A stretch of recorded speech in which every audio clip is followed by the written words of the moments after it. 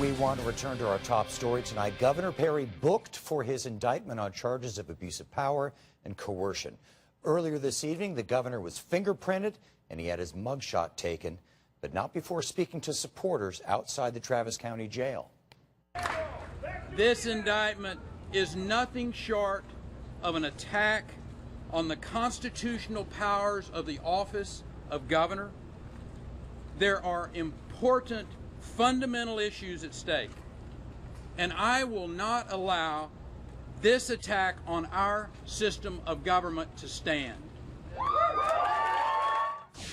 Joining us now for some perspective, Executive Director of the Travis County Democrats, J.D. Gins, and GOP consultant Matt Mackowiak. J.D., the governor seemed pretty defiant today. Yeah, we'll talk about politicizing this whole thing. He had a supporter rally while he's getting booked. That's new. But, you know, he says he stands on the truth of law. But the truth is he's not allowed to bribe his way out of trouble. It's ironic because he was saying that the district attorney is trying to overturn the ballot box. But that's exactly what he's trying to do. He tried to bribe the district attorney out of office, and he tried to use every legal means at his disposal. And then once he was able to do that, he used illegal means after the veto. But this isn't a question of his constitutional ability to use the veto. It's a question of his methodology. Okay. Matt Mackowiak, how has the governor been handling this whole thing so far? Well, obviously, we've had limited sort of important legal developments. You had the indictment come down. You've now had him booked. You had him show up earlier than he needed to. He obviously wants to move this as quickly as possible. You've had him build his legal team, which now has 4 or 5 of the best lawyers across the country that are on it. That taxpayers can buy. And listen, we know that that he's going to fight this every way he possibly can. He's going to seek to have the charges dropped. He may seek to move the venue on the belief that he can't get a fair trial in Travis County.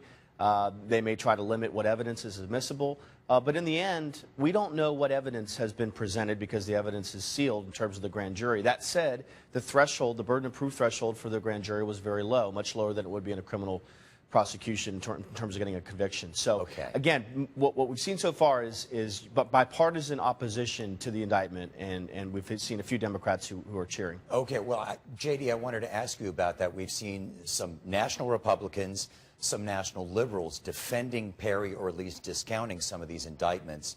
Who are we seeing nationally going after Rick Perry? I don't think it's a question of who nationally is going after Rick Perry. I don't think that's the question at hand at all. The question is, did a Republican judge overseeing a Republican prosecutor see enough evidence of wrongdoing to warrant him getting indicted? Yeah, that's true. And the question that I want to know is, what does Rick Perry have to hide at the Public Integrity Unit?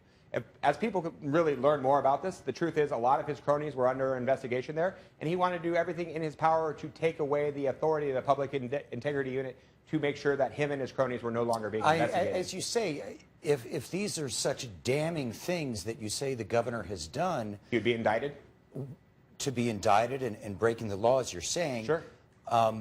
How come Wendy Davis isn't calling for him to resign? Good question. Because Wendy Davis is just like everybody else watching it unfold. She doesn't have access to the information at hand, and it'd be inappropriate for her to weigh in on it. Now, she might should Greg Abbott weigh in and say that the people should pay his taxpayer bills, or should we fund his legal defense, or should he pay for it with his own $5 million? And she might point out that, the PIU was investigating the Cancer Research Fund, which happened to be chaired and overseen, or not chaired, but on the board of Greg Abbott, who should have been catching some of these improprieties on his own. So there's a lot more to this, and I bet before it's too long, we'll hear more about Greg Abbott, and Wendy Davis might even weigh in as well. Things will continue to proceed. We got to wrap this up. J.D., Matt, thank you both very much. Thank you. Thanks.